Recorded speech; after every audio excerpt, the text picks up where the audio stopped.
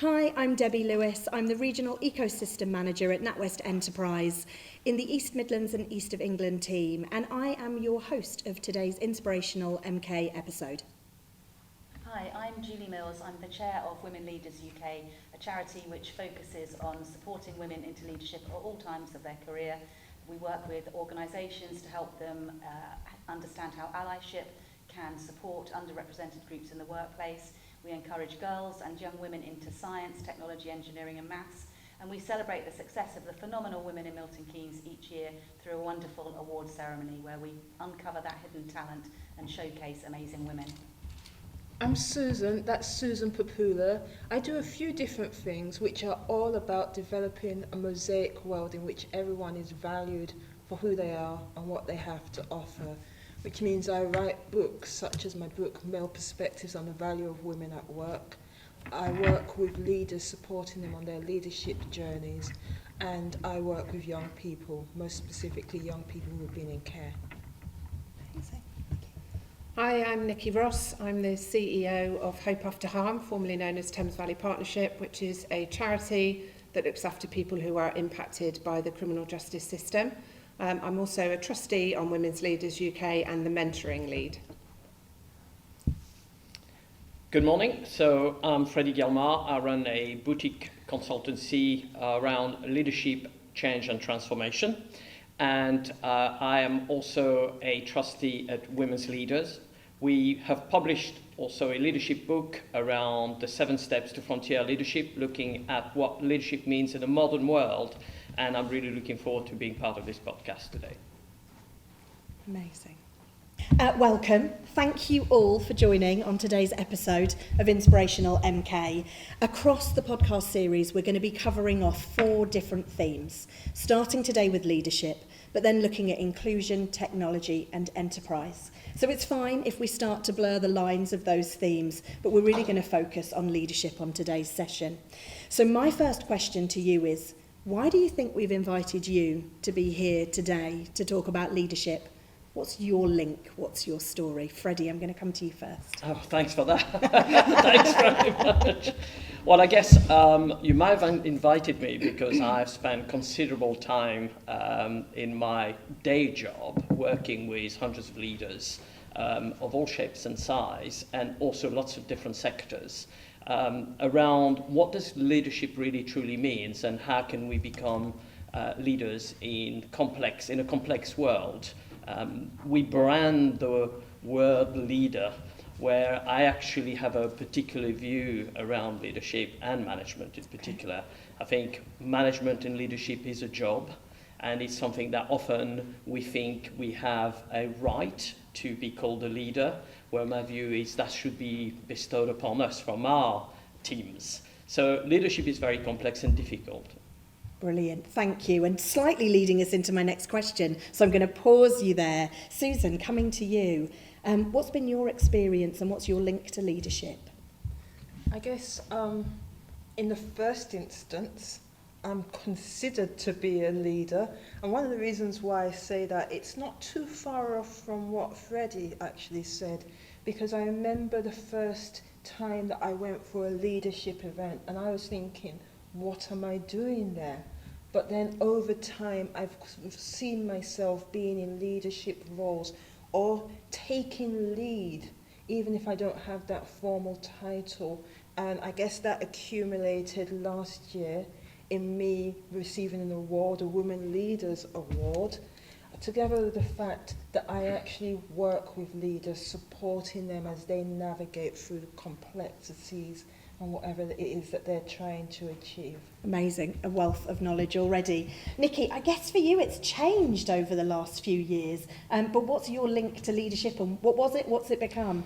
So I think for me, I was policing for 35 years before I became a CEO of a charity, so very male dominated, sometimes a bit toxic, I guess, organisation and an environment.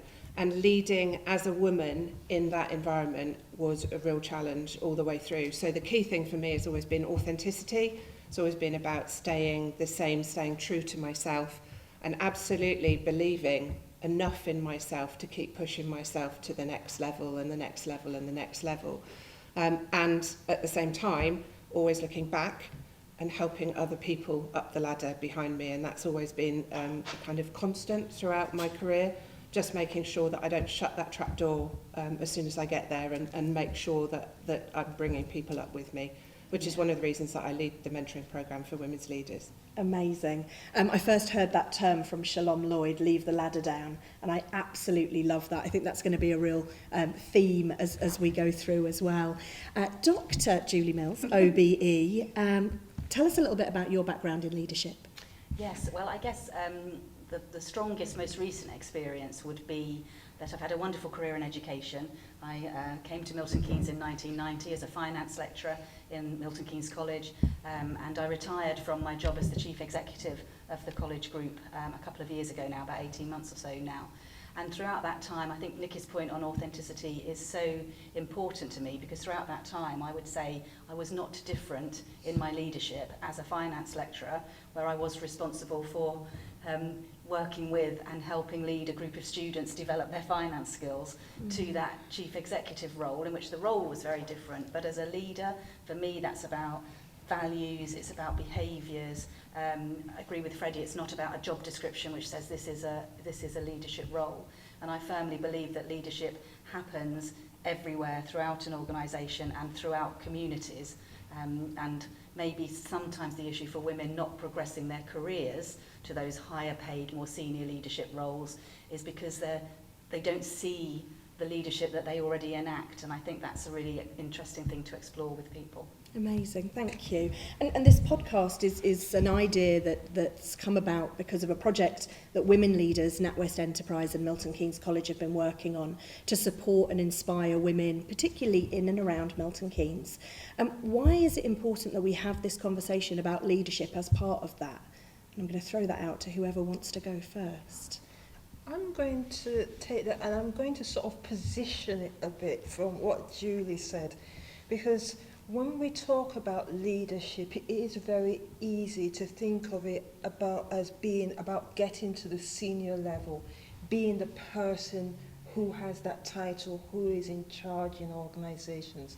Not everyone wants that.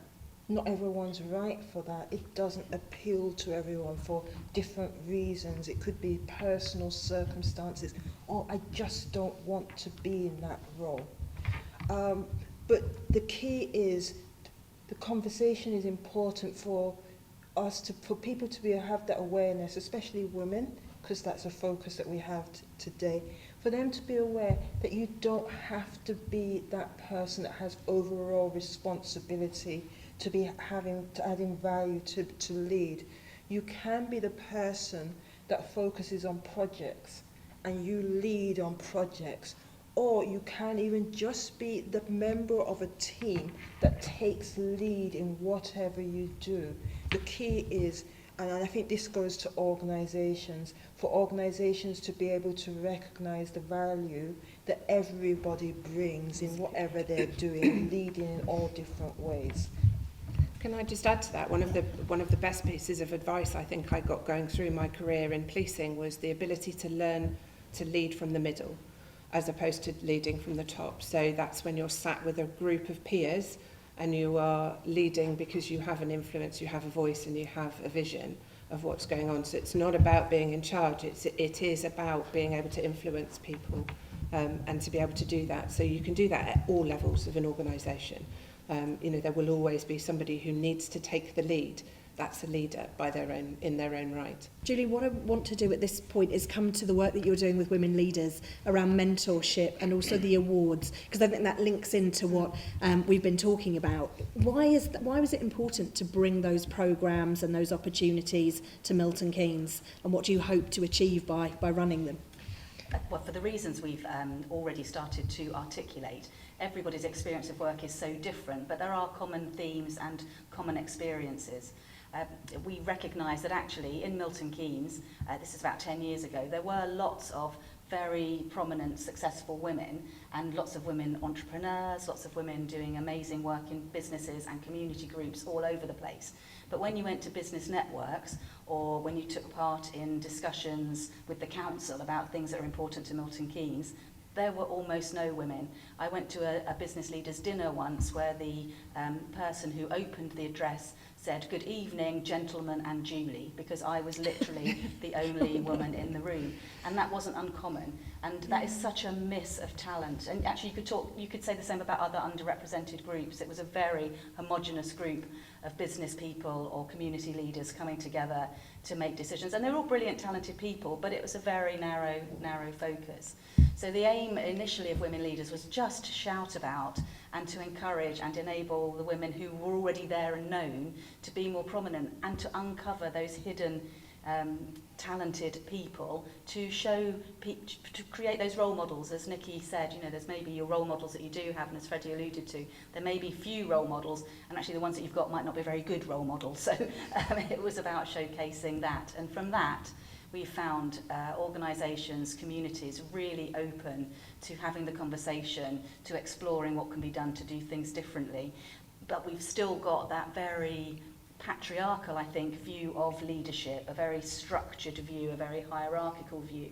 And I know that when I became the chief executive, people started to treat me differently. People that I'd worked with for 20, 25 years, who knew all about me, who had known me since I was 25, started to treat me differently because of the position I was in. And that was such an important learning point around culture and awareness, thinking, actually the culture in this organisation is really hierarchical, and that's not helpful for the reasons we've talked about.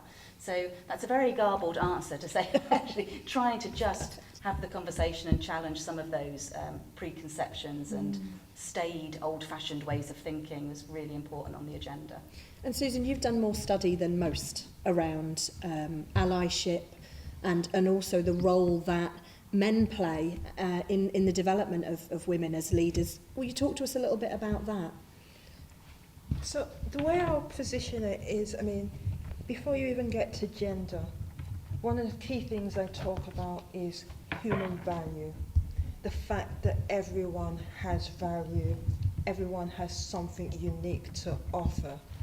But for that value, for people's value to be fully realised, as individuals, we need to recognise the value that we bring. And that touches on what Nikki was saying about self-confidence. But the reality is, it's not always just about people, women, lacking self-confidence. Sometimes they do. For me, that is one part of the equation. A second part of the equation is for people around to recognize the value that they bring and appreciate the value that they bring. Because the way I see it is, if I realize that I'm good, I think I know what I'm doing, I'm fantastic, and I walk into a room confident, but the people don't believe in me, then actually I'm going to be limited because there's going to be the pushback. And key to that, which links into the research that I did specifically when I did work male perspectives on the value of women at work, is the recognition that men and women typically, it's a broad generalization, we think differently, we've been nurtured differently, we navigate differently. And so there's a key part that comes to play, that the way in which women typically navigate using our female traits more than masculine traits needs to be better recognized by organizations. And this is where I do believe that hierarchical, the structural leadership comes to play, because it's those people that are within senior positions, within organizations, that are well positioned to determine what is valued and how, and to recognize that sometimes, like, women often speak in the we as opposed to the I, which is what men are more likely to do. Sometimes that might seem as they're not confident. It's not the case. It's just a different way of thinking and viewing things. So I guess that at a very basic level, those are some of the key things that come to the fore. What I'd love to hear from you is some really tangible advice for anyone listening, regardless of who they are, where they are currently. If they feel that they want more out of their life and they just don't know where to go with that, what's the first thing that they need to do to develop their inner leader? Julie? Yeah, my initial response is about building a network, not being on your own. Yeah. And that might be a formal mentoring program, but it might just be joining a group of other people that are doing similar things. That having somebody else to bounce ideas, to share ideas, to get advice, to just have your back, whatever the size of an organisation, if it's just you as an entrepreneur on your own, if it's you in a big organisation, build your networks, find your mentors, find your coaches, informal or formal, and take the support that's there. And if you do that, then that will allow you to be brave and bold, and that will help you with your self-confidence in terms of those people will help you to know that you're good enough, that you can do this, and then you can take the step. But you have to be bold and brave to do that. Amazing. And I love what you started with, because on the NatWest Accelerator we also teach that self-awareness has to be the start point, and then visioning to set goals to make progress whilst wrapped around with community. So actually in all of the contexts from the different demographics that we all represent, it's the same thread, right? Yeah. And let's take thread as Thread, that's your right, strap line.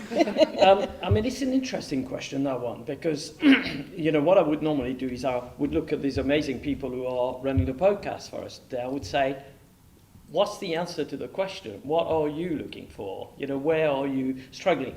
And actually, because of technology, I think it's almost too much today. So the thing I would say, be careful what you listen to, be selective, because often when it comes to advice, when it comes to searching for answers, you know, we think about, a lot of us think about what we eat, but we don't think enough about what we put in our head. And these days it's very easy to get seduced by, you know, great inspirational speaker and the 2% of the population, of global population, who are extraordinary. And then we don't feel worthy, we don't think we're good enough, we don't think that we're ever going to make it. And yet, you know, I am someone who was born in Madagascar. I have no education. I lost my home when I was 10 years old, and I'm finding myself in a country which is alien to me, being able to achieve a lot. Now, yes, I am a man, but I also believe that because we become our stories, anything's possible for a lot of us. However, so what do? Be selective. Take time. You don't have to be it immediately. I never knew who I was until probably my mid-40s, you know, when I started my business. People said to me, don't you regret, don't you wish you'd started your business before? And I went, I wasn't ready. I was exploring, I was curious. I wanted to find more. I wasn't judgmental. That's the thing. If you live to your values and, you know, if you're kind, if you're curious, if you are compassionate, if you don't judge, you know, and you choose those behavior, then, and those values, you're more likely to grow as a person. So take time, don't rush. Will come. Oh, I love that. Can I just, and I'm not normally into self-help books, but there's a book that I use often when I'm mentoring people, and I used myself for those of us, men and women, who have a little voice sitting on our shoulder who constantly tells us that we're not good enough. So you walk into a room, you're ready to demand the world, but the little voice tells you actually just ask for a cup of tea. And my gremlin, little voice, was it was a little man, as it happened, sitting on my shoulder. And there's a book called Taming the Gremlin, which teaches you how to keep your gremlin quiet. I've knocked him off, and I don't think he ever comes back. I think I might have killed him with my passion.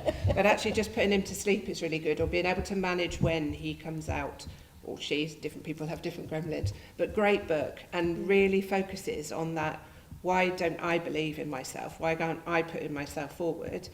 And stopping that little niggle that just tells you that you're not good enough. Yeah, and I've no doubt that's men, women, everybody will either have and gremlin, neither. yes, definitely. It doesn't matter who you are, there the will be a moment, level. The moment you realise you're enough, Yes. because you're human, Yes. it's great. Yeah.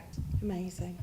To round off today's episode, I'd like you to think about a piece of advice that either you would give your younger self to develop leadership in a quicker or more expansive way, or to anyone listening who you just feel you need to give them some words of encouragement.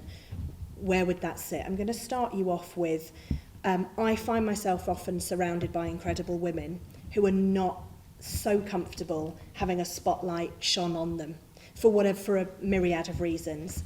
I would love to use this opportunity to encourage those women to be a little bit braver, if not for themselves, then for somebody who needs to hear their message.